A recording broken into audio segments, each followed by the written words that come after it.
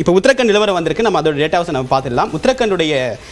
உத்தரகண்டில் ஒட்டுமொத்தமாக இருக்கக்கூடிய மக்களவை தொகுதி எண்ணிக்கை 5. அந்த 5க்கான முடிவு தற்போது நம்ம திரையில் பார்த்துட்டு இருக்கோம். இதை பற்றியும் பேசலாம். ஒரு சர்வே இருக்கிறோம். இதுவரைக்கும் 543 மக்களவை தொகுதிகளுக்கான கருத்து கணிப்பு முடிவுகளில் தற்போது 331 மக்களவை தொகுதி முடிவுகளை பார்த்து வருகிறோம். அந்த வகையில் பாஜக 279 இடங்களை கைப்பற்றுவதற்கான பயணத்தை நோக்கி சென்று கொண்டிருக்கிறது அப்படின்னு தான் புரிந்துக்க முடியும். காங்கிரஸ் 70 இடங்களை கைப்பற்றுவதற்கான வாய்ப்பு இருக்கு அப்படின்றது தான் இந்த கருத்து கணிப்பு சொல்லக்கூடிய தற்போதைய செய்தியா இருக்கு. இன்னும் தேர்தலுக்கு இன்னும் 40 நாட்களுக்கு மேலே இருக்கு அப்படின்னு நாம் கவனிக்க வேண்டிய விஷயம். திரு ஆர்கே, உத்தரகாண்ட் அப்படின்றது ரொம்ப ரொம்ப இன்ட்ரெஸ்டிங் ஃபேக்டர். கடந்த 2 வருஷமா 2014-19 அவங்களுக்கு பிஜேபி கிளீன் ஸ்வீப் பண்ணியிருக்காங்க. இருந்த 5 தொகுதிகளையும் அவங்க தான் கைப்பற்றியிருக்காங்க. பட் அதுக்கு முன்னாடி காங்கிரஸ் உடைய கோட்டையாக தான் இருந்த இடம் அப்படின்னு சொல்ல முடியும். 2019 நம்ம நல்ல நினைவிற்கு அங்கிருந்தான் பிரதமர் நரேந்திர மோடி அவர்கள் ஒரு புண்ணிய ஸ்தலத்திலிருந்து தன்னுடைய பிரச்சாரத்தை தொடங்கினார் அப்படின்றது நம்ம கவனிக்க வேண்டிய விஷயம். ஸோ மீண்டும் உத்தராகண்டில் நிறைய வளர்ச்சி பணிகள் அவங்க மேற்கொண்டிருக்காங்க. ஸோ அதனுடைய வெளிப்பாடு தான் இது அப்படின்னு எடுத்துக்க முடியுமா? இல்லை, உத்தராகண்டில் தான் இருக்கிறதுலேயே பெரிய விஷயங்கள் பெரிய அந்த ஹிமாலயன் பிளாட்டியூவில் இருக்கின்ற பிரச்சனைகள் பெரிதாக இருக்கின்ற இடம் தான் உத்தராகண்டாக இருக்கிறது. அதுக்கு இன்னும் ஒரு தீர்வுமோ இல்லை என்றால் மறுபடியும் அங்கே டெவலப்மெண்ட் தான் நடந்து கொண்டிருக்கு. டெவலப்மெண்ட் பார்த்தீங்கன்னா லேண்டை யாருக்கும் கொடுக்குறாங்க, அந்த லேண்டில் கட்டுறாங்க. அதன் பிறகு அங்கே நிலச்சரிவு வருகிறது. அதன் பிறகு அந்த மலையை அப்படியே கீழே இறங்குறது. இதற்கு ஒரு தீர்வே இல்லை. இப்போ உத்தராகண்ட் என்ற அந்த இடத்தினுடைய அந்த தனித்துவம் என்னன்னு பார்த்தீங்கன்னா, யூபி ஒன்றாக இருந்த சமயத்தில் உத்தராகண்ட் ஏதோ ஒரு மூலையில் இருந்தது. இங்கிருந்து ஒரு 25-30 எம்எல்ஏ லக்னோவில் போய் உட்காந்துருந்தாங்க. திடீர்னு ஒரு ஸ்டேட்டாக மாற்றணுன்னா என்ன ஆச்சுன்னு பார்த்தீங்கன்னா, இந்த லக்னோவுடைய எக்ஸ்பர்டீஸ் இங்கே வரல. அதாவது லக்னோவில் ஓரளவுக்கு தேர்ச்சி பெற்ற, ஏன்னா லக்னோன்றது பழமையான நகரம். அலகாபாத், லக்னோ, இந்த மாதிரி கான்பூர், இந்த மாதிரி இடங்கள் எல்லாம் எவ்வளவோ தேர்ச்சி பெற்ற நபர்கள் இருக்கிறார்கள். இது ஏதோ ஒரு ஐசோலேட்டட் இடமாய் மாறி பழைய கான்ட்ராக்டர்ஸ், பிடபிள்யூடி கான்ட்ராக்டர்ஸ், சின்ன பாலிட்டிஷியன்ஸ் இவங்கெல்லாம் தான் அங்கே அரசியல்வாதிகளும் அதிகாரிகளுமாக வருகிறார்கள். அந்த அதிகார வட்டத்துக்குள்ளால் இருந்து கொண்டு தான் உத்தராகண்டுடைய டெவலப்மெண்ட்டே நடந்து கொண்டிருக்கிறது. அது காங்கிரஸ் ஆனாலும் சரி, பிஜேபி ஆனாலும் சரி, துரிதமான வளர்ச்சி எங்கேயுமே நடக்கவில்லை. துரிதமான ஒரு வளர்ச்சி பணிகளும் அவங்க நடக்கவில்லை. வளர்ச்சின்னு பேசிக்கொள்ளலாம், மக்களை ஏமாத்தலாம். அது சவுத்தில் நடக்க மாட்டேங்குது, அங்கே நடக்கிறது. ராமேஸ்வரத்தை எப்படி புனித ஸ்தலமா அல்லது சுற்றுலா தலமா மாற்றுறதுக்கான முயற்சி மேற்கொள்ளப்படுது. பல ஆண்டு காலமாக உத்தரப்பிரதேசம், உத்தராகண்ட் அப்படின்றது ஒரு புண்ணிய தலமாக தான், ஒரு சுற்றுலா தலமாக தான் பார்க்கப்படுது. அங்கே எப்படி ஒரு விமர்சனத்தை முன்வைக்கிறீங்க? இல்லை, இப்போ ராமேஸ்வரத்தை எடுத்த இதில் பார்த்தீங்கன்னா, நீங்கள் அங்கே புண்ணிய ஸ்தலமாக அறிவிக்க வேண்டிய ஒரு அவசியமும் கிடையாது. அது காலாகாலமாக நம்மளுடைய முன்னோர் காலத்திலிருந்து என்னுடைய தகப்பனாரனுடைய அஸ்தி கூட நான் கேரளாவிலேருந்து எடுத்து அங்கே ஒன்று இது பண்ணேன்.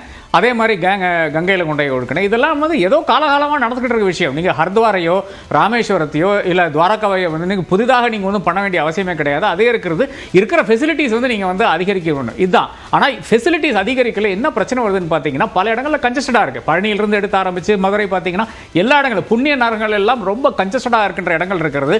100 ஸ்மார்ட் சிட்டிஸ்னு அறிவித்தார்கள். ஒரு ஸ்மார்ட் சிட்டியை காமிங்களா, டி நகர் என்ற ஒரு ஸ்மார்ட் சிட்டியை ஆரம்பித்தாங்க. அதனால எவ்வளோ வெள்ளாங்க நின்று நான் பார்த்தேன். 2015 பார்த்தோம், 2020 பார்த்தோம், இப்பவும் பார்த்தோம். அப்போ உத்தராகண்டுடைய என்டையர் இக்கோசிஸ்டம் எப்படி இருக்குன்னு பார்த்தீங்கன்னா, ஒரு புஷ்கர் சிங் தாமியை எங்கிருந்தோ கொண்டு உட்கார வச்சு அந்த நபரை சீஃப் மினிஸ்டர் ஆக்கி கொண்டு அங்கே ஒரு வளர்ச்சி பணிகளும் நடக்காத ஒரு நிலையில் தான் பார்த்து கொண்டிருக்கிறோம். அந்த சார்தாம் யாத்திரை ஆனாலும் சரி, அந்த கவாரி யாத்திரை ஆனாலும் சரி, இதெல்லாம் இவர்களுக்கு ஏதோ ஃபெசிலிட்டிஸ் எல்லாம் செய்து கொடுத்தார்கள். ஆனால் அது கூட ஒரு பில்கிரிமுக்கு எங்கெங்க செய்ய வேண்டுமோ, அந்த நகரங்களுக்கு செய்ய வேண்டுமோ, அதுவும் செய்யாத இடத்துல தான் இருக்கிறது. ராஜஸ்தானை பற்றி ஒரே ஒரு விஷயம் மட்டும் குறிப்பிட்டுறேன். ராஜஸ்தானில் 2 ட்ரைபல் பார்ட்டிஸ் இருக்கிறது. பாரதிய ஆதிவாசி பார்ட்டி, பாரதிய ட்ரைபல் பார்ட்டி என்று 2 ஆதிவாசி கட்சிகள் இருக்கிறது. இதில் பாரதிய ஆதிவாசி பார்ட்டி காங்கிரஸோட பேச்சுவார்த்தைகள் இருந்தது. ஆனால் அந்த பேச்சுவார்த்தை இன்னும் முடியவில்லை.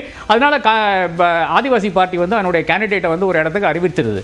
அங்கே காங்கிரஸ் இன்னும் அதனுடைய இது அறிவிப்பு வரவில்லை. அந்த சீட்டுக்கு இன்னும் பரவாயில்லை. ஆனால் பிஜேபி என்ன பண்ணுன்னு பார்த்தீங்கன்னா, ஒரு ஃபார்மர் காங்கிரஸ் நபர் பிஜேபியில் போய் சேர்றாரு. அவரை அங்கே அறிவித்திருக்கிறது. அப்போ ராஜஸ்தானை பொறுத்தவரை இன்னும் அலையன்ஸே செட்டில் ஆகாத ஒரு இடத்துல தான் இருக்கிறது. காங்கிரஸினுடைய தவறு போன முறை அசம்பிளி எலெக்ஷனில் பண்ண தவறுன்னு பார்த்தீங்கன்னா, சிறிய கட்சிகளை அவர்கள் மதிக்கவில்லை. இன்னைக்கு அந்த சிறிய கட்சிகளை மதித்து நடந்து கொண்ட ஒரு இதை நான் காண்கிறேன். அதனால் நிச்சயமா அந்த 25 என்பது அதீதமான நபராக பாடம் கத்துக்கிட்டாங்க அப்படின்னு சொல்றீங்களா? நிச்சயமாக பாடத்தை கற்றுக்கொண்டார்கள். அதன் பிறகு நடந்து கொண்டிருக்கிறார்கள். உங்களுடைய பார்வை இந்த உத்தராகண்டில் இப்போ சார் வளர்ச்சி இல்லைன்னா இப்போ உத்தராகண்டுக்கான அங்கீகாரம் இருக்கிறது. அதுலேருந்து யூனியன் மினிஸ்டர் கூட கொடுத்துருக்காங்க. குறிப்பாக கடந்த முறை தேர்தலில் உத்தராகண்ட் ஒரு மாநிலத்தில் அந்த பெண்கள் வாக்காளர்கள் ஆண்களை விட ஜாஸ்தி டேர்ன் அவுட் ஓட்டு. ஸோ அதனால் இப்போ இவங்க சொல்லக்கூடிய நீங்கள் சொல்லக்கூடிய, அதாவது பத்திரிகைகள் சொல்லக்கூடிய இந்த இவங்க குறிப்பாக பாஜக சொல்லக்கூடிய இந்த டபுள் இன்ஜின் சர்க்கார்ன்றது அப்போ அங்கே ஒர்க் ஆகுதுன்னு அர்த்தம். மக்கள் அதை வந்து அதை ஃபீல் பண்றதுனால தான் இல்ல டபுள் இன்ஜின் முக்கியமான சர்க்கார் விஷயத்தை சொன்னேன். 2014 கிளவுட் பர்ஸ்ட் நடந்தது அங்கே தான், 2018 கிளவுட் பர்ஸ்ட் நடந்துச்சு, இப்போ அண்மையில் ரீசெண்டாக ஒரு லேண்ட்ஸ்லைட் நடந்துச்சு. இந்த மாதிரி நேஷனல் டிசாஸ்டர் சந்திக்கக்கூடிய ஒரு மாநிலத்திற்கு டபுள் இன்ஜின் சர்க்கார் என்ன செய்யுது? இல்லை நீங்கள் கேட்ட கேள்வி கரெக்ட், பட் அந்த மக்கள் அதை ஃபீல் பண்ணுங்க. இப்போ நீங்கள் சொல்லக்கூடியது வந்து படிப்படியாக அங்கே என்ன செய்யணுமோ அதை செய்கிறாங்க. பட் இப்போ ஸ்மார்ட் சிட்டின்றது வந்து ஒரு பேச்சுக்கு ஸ்மார்ட் சிட்டின்னு இந்த பாயிண்ட்டுக்கும் அதிக கம்பேர் பண்ணி சொல்கிறேன். ஸ்மார்ட் சிட்டி டி நகர் அப்படின்றது வந்து அதிமுக ஆட்சி காலத்தில் மத்திய அரசால் நிதி ஒதுக்கப்பட்டு பண்ணது. அப்புறம் இங்கே மெட்ரோ ப்ராஜெக்ட் வந்துருச்சு. இப்போ மெட்ரோ ப்ராஜெக்ட் வந்தோடனே ஸ்மார்ட் சிட்டி போயிடுது. ஸோ ஸ்மார்ட் சிட்டியா மெட்ரோவா அப்படின்னு முக்கியமாக எதுவும் கேட்டால் மெட்ரோ தான் முக்கியம் நமக்கு. மெட்ரோ ஸ்மார்ட் சிட்டி அச்சீவ் பண்ணது என்ன? ஸ்மார்ட் சிட்டி 500 நகரங்களை தேர்ந்தெடுத்தீங்க. 500 நகரங்களில் சென்னையிலையும் ஒரு குறிப்பிட்ட எல்லா மாநகராட்சியும் ஸ்மார்ட் சிட்டி அறிவிக்கப்பட்டு கரெக்ட். என்ன அச்சீவ் பண்ணுச்சு? ஒரு சிம்பிளாக சொல்கிறேன், மதுரை மாநகராட்சிக்கு வந்து ஸ்மார்ட் சிட்டி அவார்டு கொடுத்துருக்காங்க. எது என்ன அச்சீவ் பண்ணியிருக்கேன்னு நீங்கள் கேளுங்க. மதுரை தமிழக அரசு சார்பாக அமைச்சரே போய் கலெக்ட் பண்ணியிருக்கேன், மதுரை இவரும் போய் கலெக்டர் போய் கலெக்ட் பண்ணியிருக்கேன். நீங்கள் கேளுங்க அவங்க என்ன பண்ணியிருக்காங்க.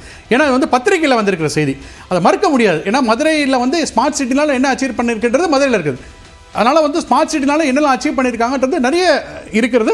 பட் அதில் குறிப்பாக சொல்ல இப்போ இவர் சொன்னதுக்காக நான் சொல்ல, இப்போ இங்கே டி நகரில் வந்து ஒரு ஸ்கை பிரிட்ஜ் கட்டியிருக்காங்க ஃப்ரம் டி நகர் பஸ் ஸ்டாண்ட்லேருந்து ரயில் நிலையம் போகிறதுக்கு.